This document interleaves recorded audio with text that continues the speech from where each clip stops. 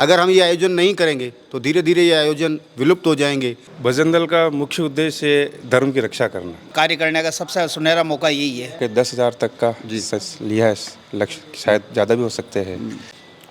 राजसमंद इन दिनों अनेक भव्य और ऐतिहासिक आयोजन और उत्सव का साक्षी बनता जा रहा है। कुछ समय पूर्व जब हमने देखा कि नव वर्ष का एक ऐतिहासिक आयोजन राजसमंद जिला मुख्यालय पर बड़े ही बेहतरीन स्वरूप में सामने आया, अब अगला जो कदम है वो हनुमान जन्मोत्सव का है।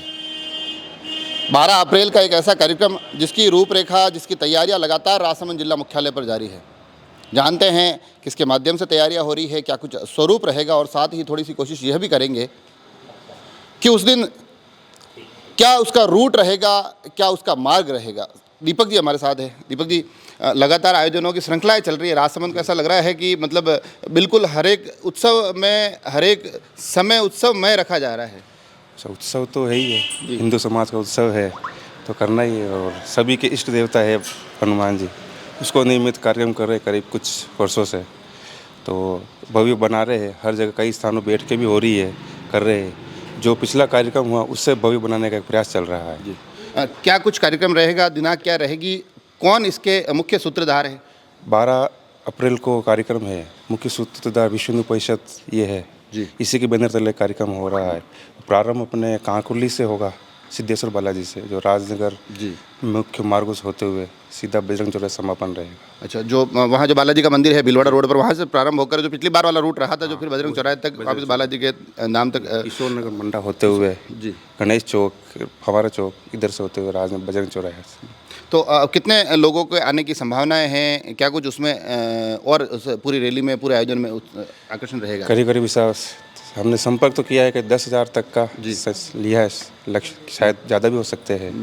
रैली में कुछ है, जैसे एक अघोरी की झांकी रहेगी जी, कुछ 2 अखाड़े रहेंगे जी, दुर्गा वाहिनी का है और बजरंग दल का अखाड़ा है। इसके अलावा एक कालका माता की झांकी है वो रहेगी। कुछ झांकी उसी समय बताई जाएगी, उसी समय कुछ सरप्राइज भी है।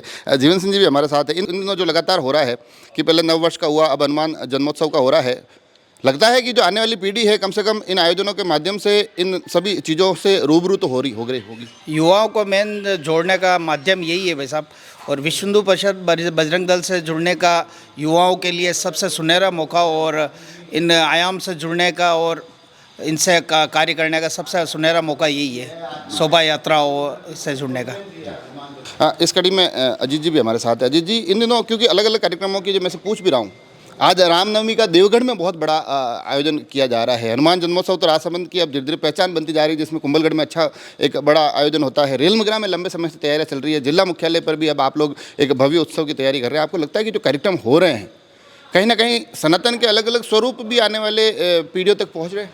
बिल्कुल बिल्कुल पहुंच रहे हैं।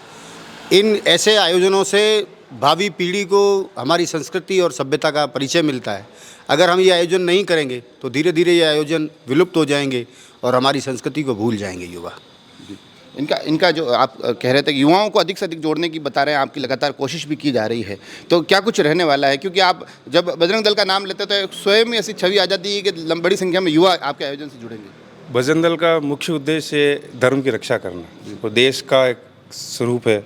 कहते हैं बजरंग दल, देश की रक्षा कौन करेगा? बजरंग दल। तो बजरंग दल सुरक्षा करता है अपने बहनों की, भाइयों की, अपने धर्म की। आसपास में जो कुछ गतिविधियाँ हो रही है, अपन सुनते आ रहे हैं आजकल देश में कोई ऐसे लव जिहाद जैसी घटना हो रही है, उसको ख़त्म करने के लिए, समापन करने के लिए बजरंग दल एक मुख्य मार्ग है।